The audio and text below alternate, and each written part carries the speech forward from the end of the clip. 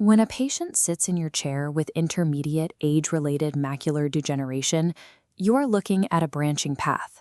Some of these patients will remain stable for years, while others are already accelerating towards severe vision loss. Baseline markers, like spotting drusen larger than 125 micrometers or noting basic pigmentary changes, do not tell us exactly which cells are failing or how fast the degradation is occurring. Managing intermediate AMD requires a move away from passive monitoring toward an active, data-driven risk stratification protocol. Identifying specific cellular markers that signal a progression to geographic atrophy or neovascular AMD is the only way to intervene before the fovea is compromised and central vision is lost. Relying on surface-level visual acuity often masks an impending structural collapse.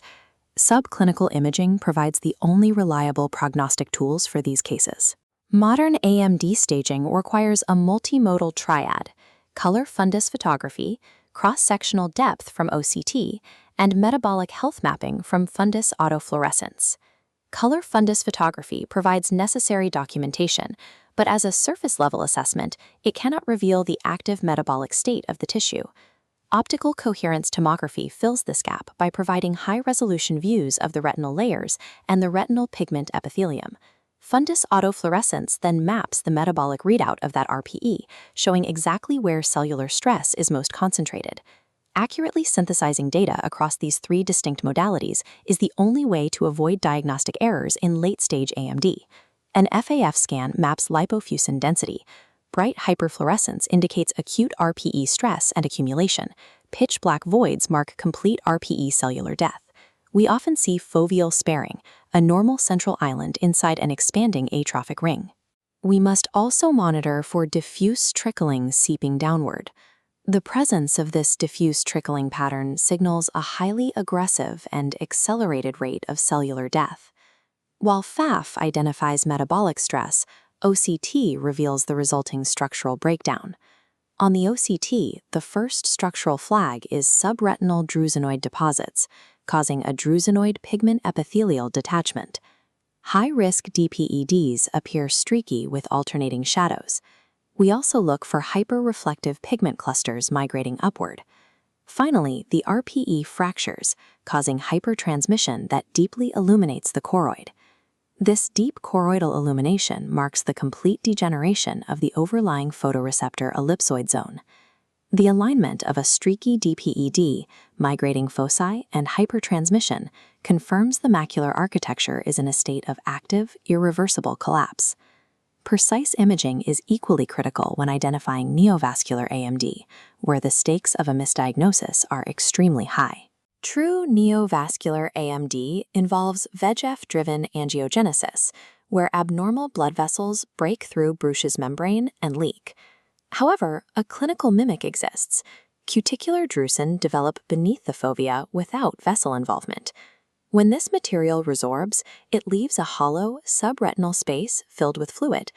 This fluid space is not the result of active leakage or neovascular membranes. It is simply the void left behind after the drusen is gone.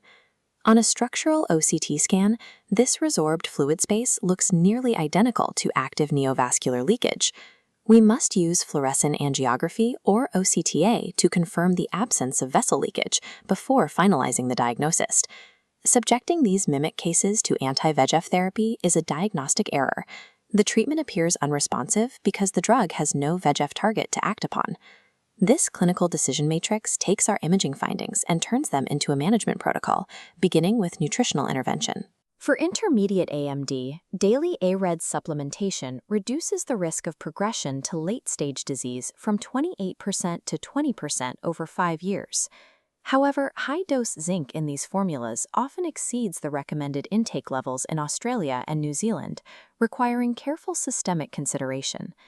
Because of these risks, ARED supplements are contraindicated for patients with healthy eyes or only early-stage AMD.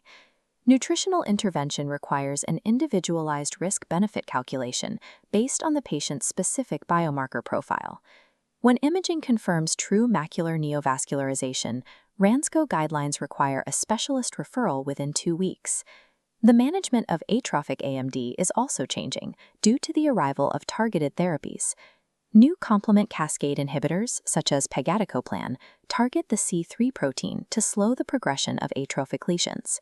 To qualify for these treatments, a patient must have an intact fovea, but demonstrate active, measurable growth of a geographic atrophy lesion. This eligibility requirement relies directly on the hyperfluorescent margins and diffuse trickling patterns identified through multimodal imaging. Objective biomarker tracking provides the clinical evidence necessary to initiate these therapies. This data directly determines which patients receive treatment before their central vision is lost.